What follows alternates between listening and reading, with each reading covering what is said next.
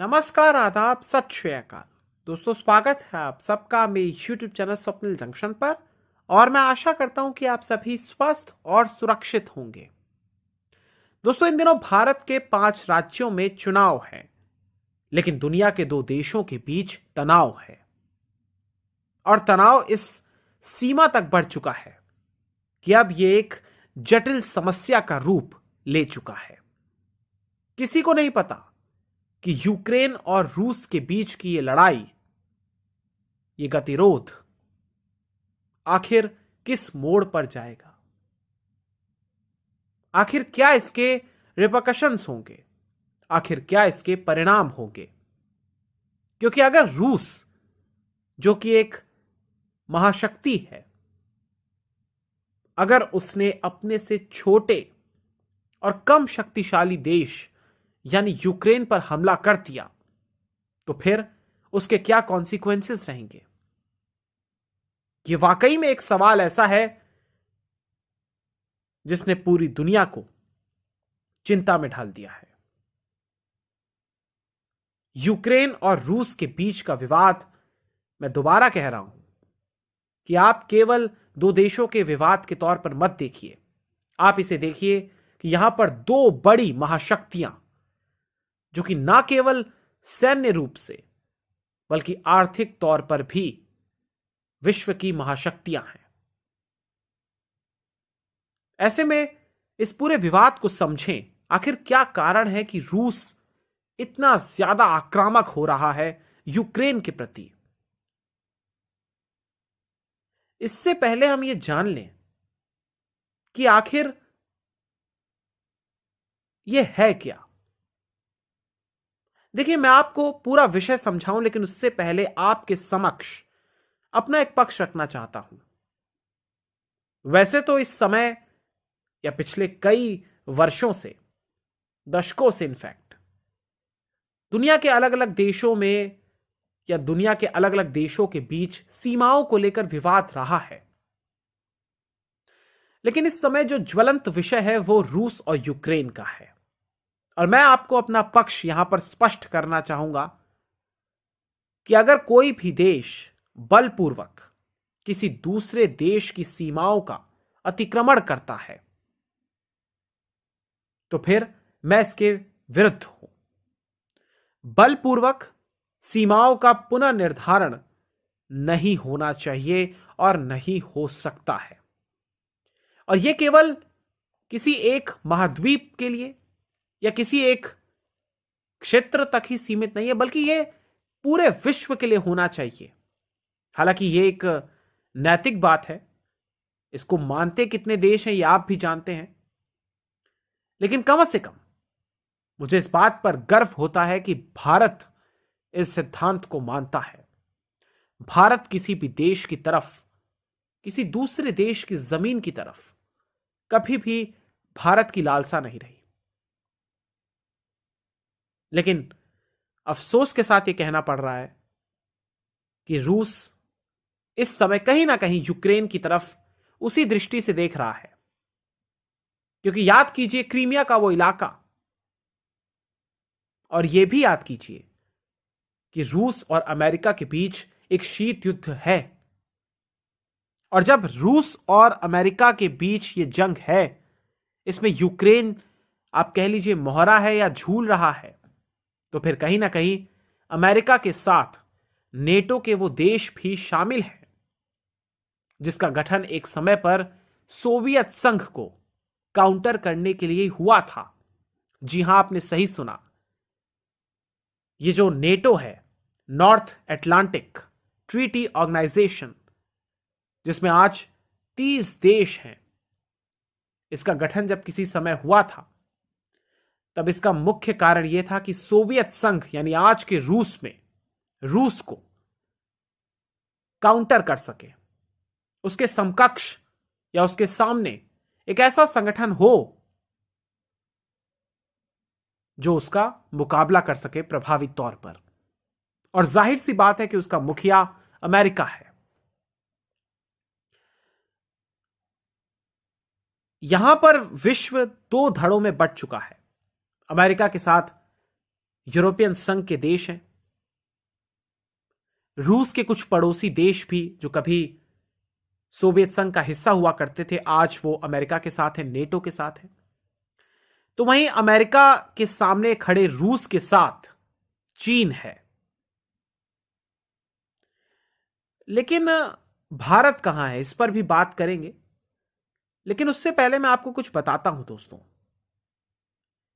रूस और यूक्रेन के बीच ये जो विवाद है, ये कब खत्म होगा, इसका उत्तर भविष्य के गर्भ में छिपा है। यूक्रेन की जो सीमाएं हैं, वहां पर 1 लाख से ज्यादा रूस के सैनिक, रूसी जवान इस समय तैनात है, खड़े हैं। बहुत बड़े बड़े जो डिफेंस के एक्सपर्ट्स हैं, वो इस बात की आशंका जता रहे हैं कि नेटो के देशों और रूसी सेना के बीच युद्ध शुरू हो सकता है।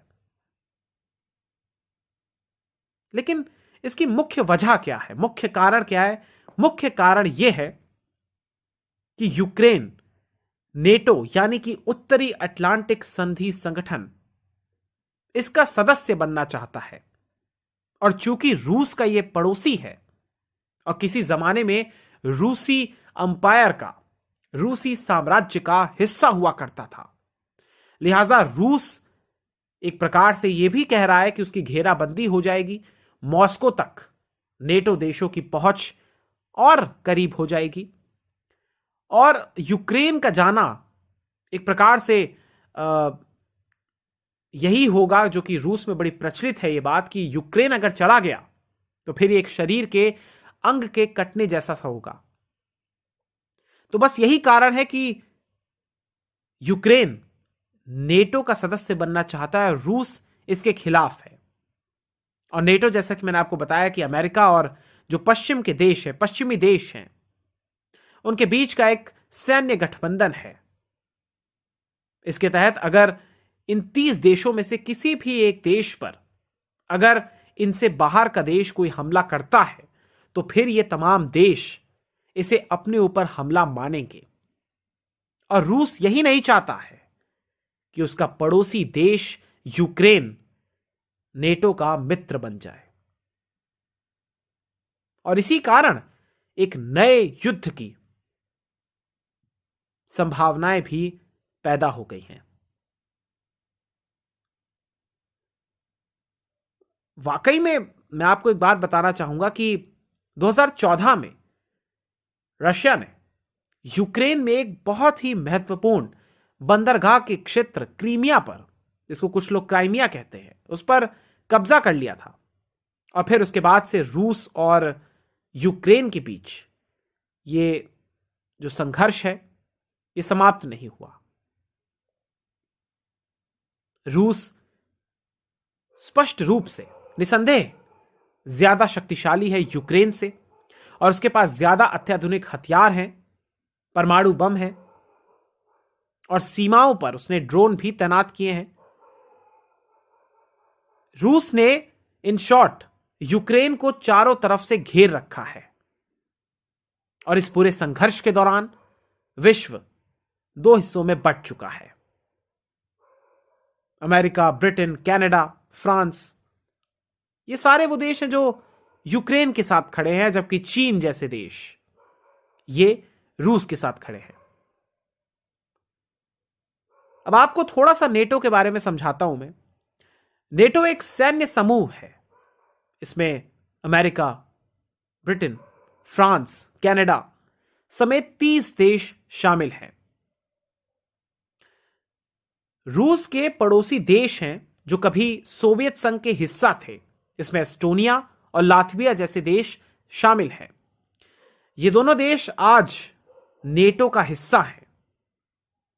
तो रूस के लिए यही चुनौती है कि उसकी तो घेराबंदी हो गई है, और अगर अब यूक्रेन भी नेटो का हिस्सा बन जाता है तो फिर रूस हर ओर से अपने शत्रु देशों से घिर जाएगा।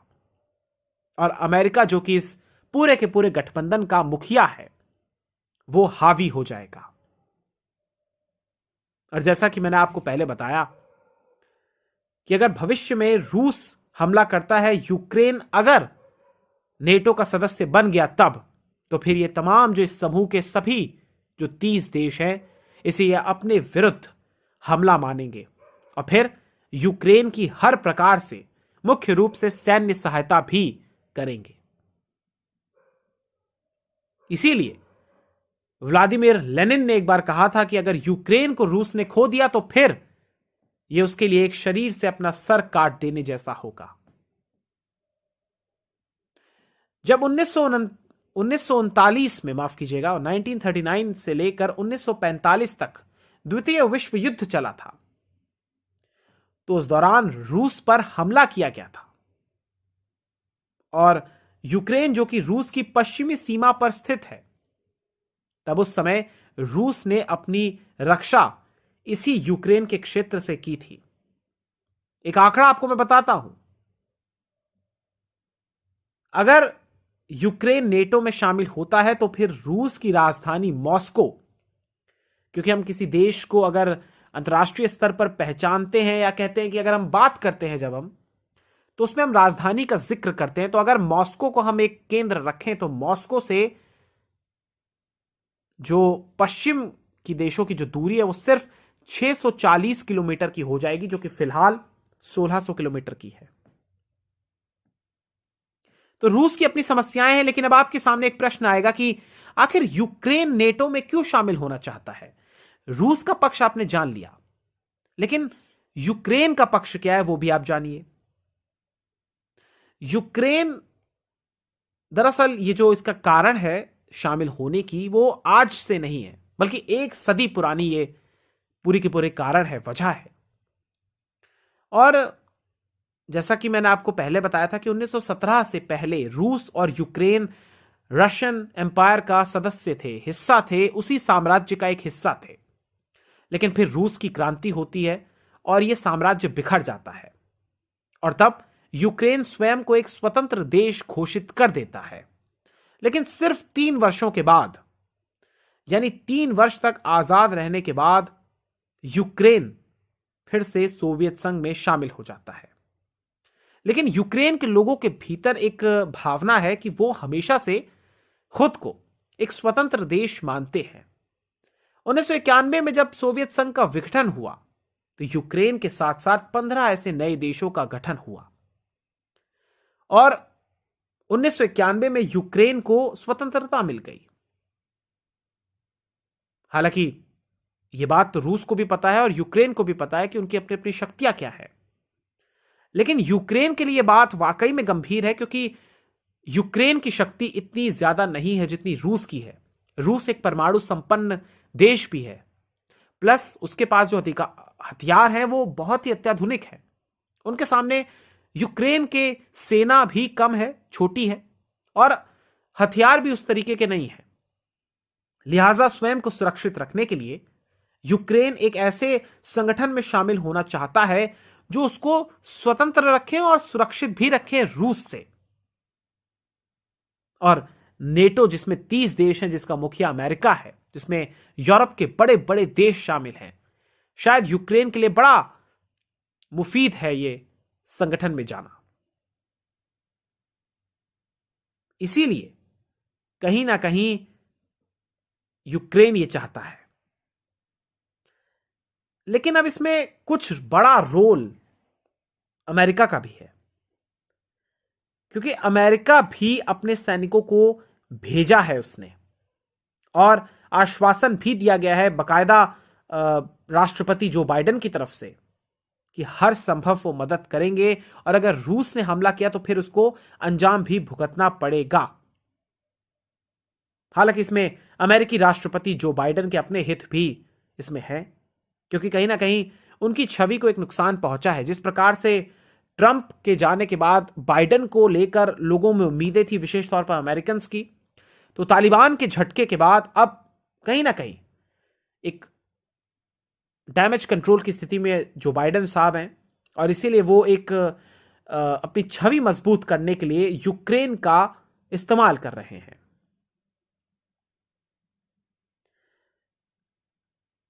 वाकई में कि ये 2 बड़े देशों की जो सुपर पावर वाली इमेज है उसको सिर्फ नए सिरे से प्रोजेक्ट करने की एक दिशा में एक प्रयास है, क्योंकि एक छोटे देश को अगर बड़ा देश डरा रहा है, ये कहीं से भी सही बात नहीं है।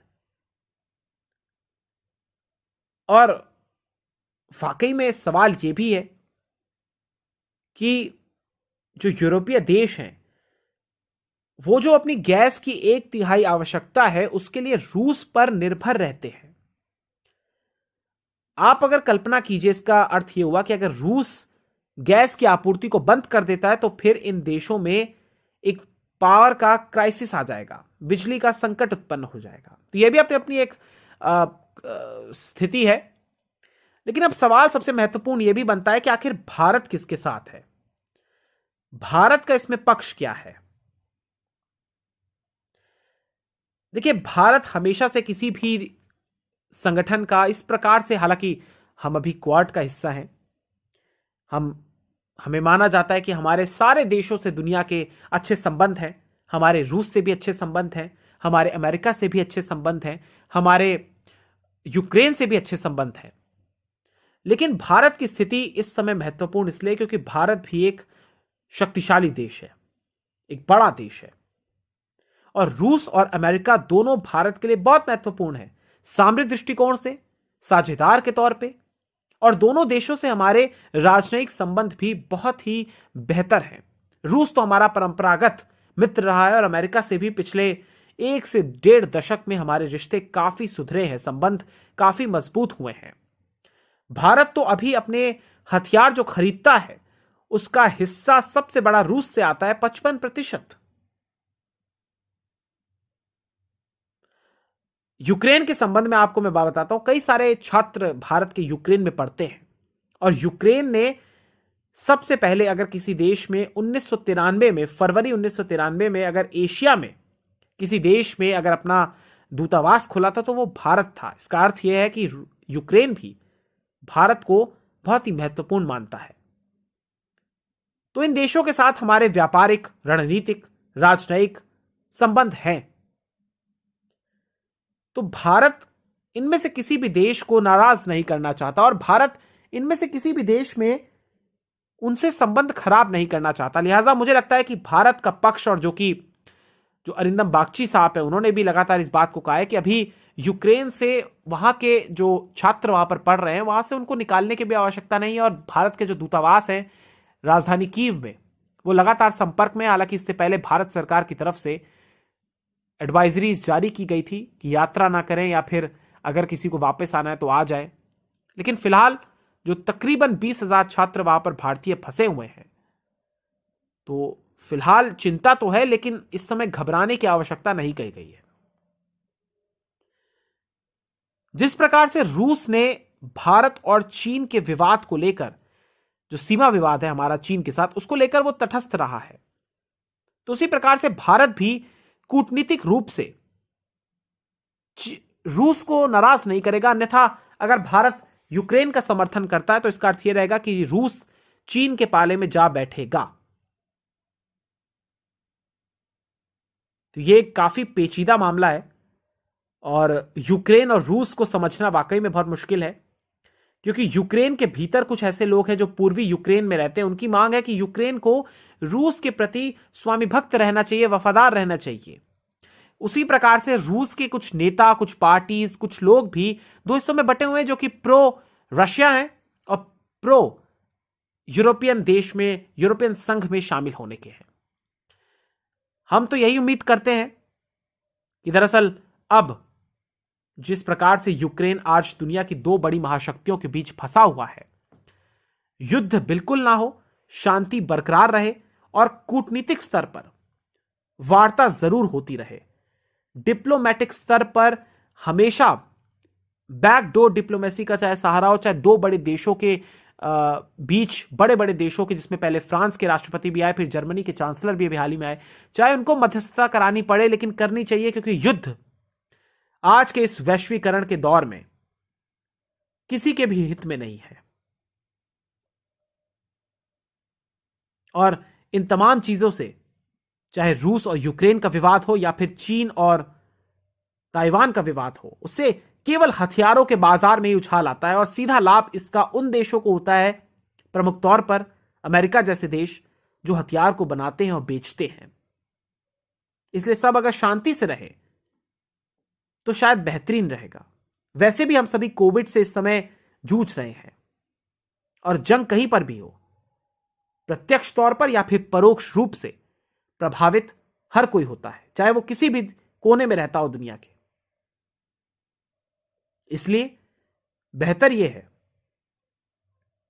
कि संचार प्रणाली के माध्यम से, परिवहन व्यवस्था के माध्यम से, राजनीतिक, सामाजिक, सांस्कृतिक और आर्थिक संबंधों को जोड़ा जाए और दुनिया ऐसे विवादों में बटकर ना रह जाए। नेगेटिविटी बहुत है। आज सारे देशों को मिलकर काम करना चाहिए विज्ञान के क्षेत्र में, सूचना प्रौद्योगिकी के क्षेत्र में। लेकिन अगर हथियारों को बनाकर किसी पर युद्ध थोपा जाए, यह उचित नहीं होगा और इससे आर्थिक तौर पर बहुत नुकसान होगा। और जंग ने कभी किसी का भला नहीं किया है, और जंग तभी होती है, एक सच ये भी है, जब डिप्लोमेसी फेल हो जाती है। इसीलिए ये दोनों देश अगर अपने खून के प्यासे ना रहे एक दूसरे के, तो ये बेहतर रहेगा, और जो जिस जगह है वो रहे। मैं उम्मीद करता हूं कि आपको ये वीडियो अच्छी लगी होगी, समझ में आपको आया होगा। बहुत बहुत शुक्रिया, बहुत बहुत धन्यवाद। जय हिंद, जय भारत, वंदे मातरम, इंकलाब जिंदाबाद, सत्यमेव जयते। नमस्कार।